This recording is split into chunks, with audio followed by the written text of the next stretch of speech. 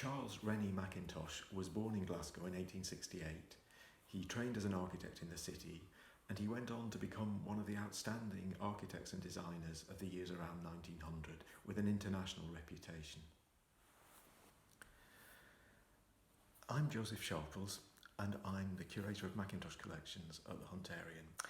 And the object I want to talk about is Mackintosh's wonderful perspective drawing of Scotland Street School in Glasgow.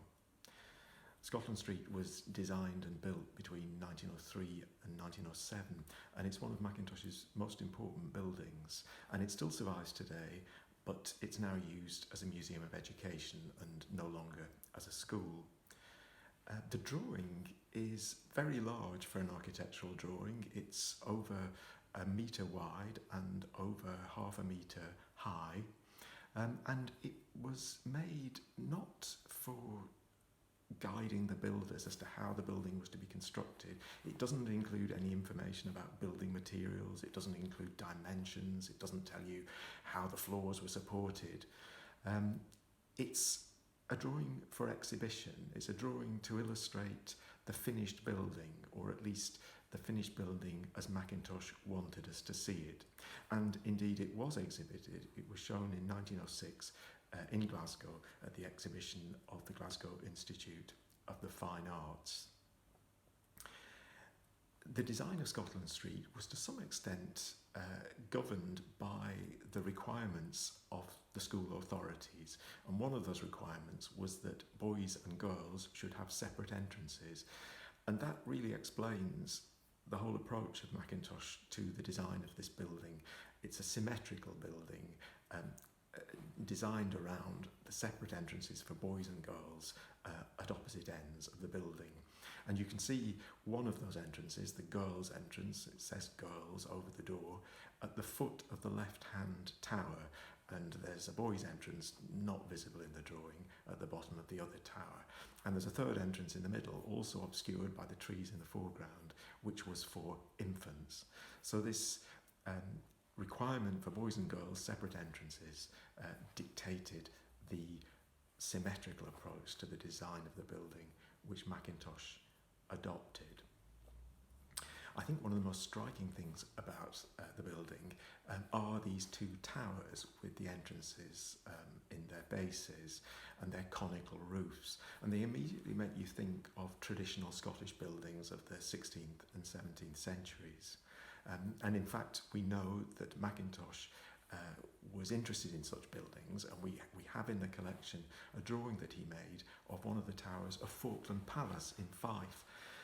And buildings like Falkland seem to have been models that Mackintosh had in mind when he designed Scotland Street. But there's a huge difference between the towers at Scotland Street and towers of the Falkland type. Traditional towers in Scottish 17th century buildings were intended to be defensive. They were based on castle architecture, and they had very small windows and battlements at the top, and they were designed to keep people out, whereas the Scotland Street towers are completely different.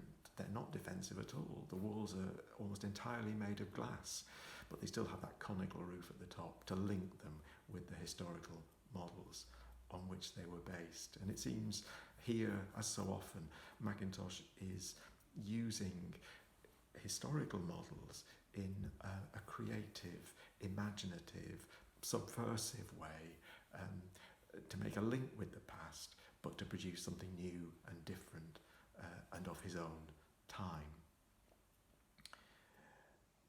Mackintosh's individualist approach to design caused problems sometimes, and in the case of Scotland Street, he ran into trouble with the school authorities who didn't admire his approach to design. For instance, he wanted to use dark coloured tiles inside the building, and the school authorities put their foot down and said that he must use white tiles. He also wanted, at an early stage of the design, to introduce a huge window almost filling the ground floor between the two towers. This would have lit the central hall of the school, which was a place for assemblies and for exercising for the children.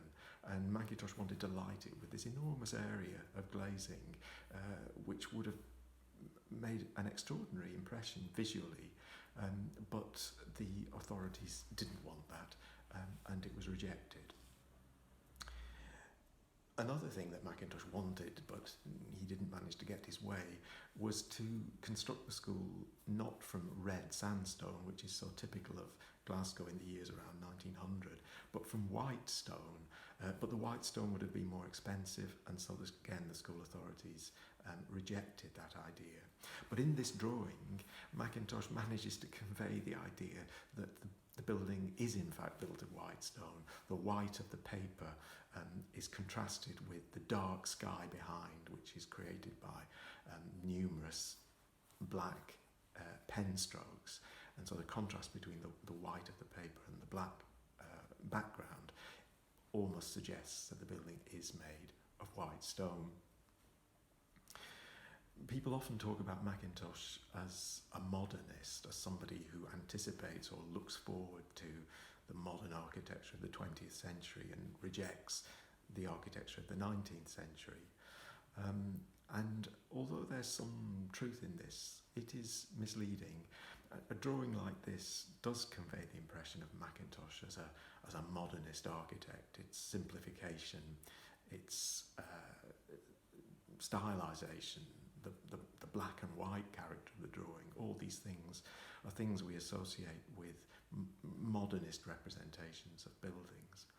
But it's really important to remember that Mackintosh was deeply rooted in the architecture of the past, particularly the architecture of the Scottish past and the traditional buildings of 16th and 17th century Scotland.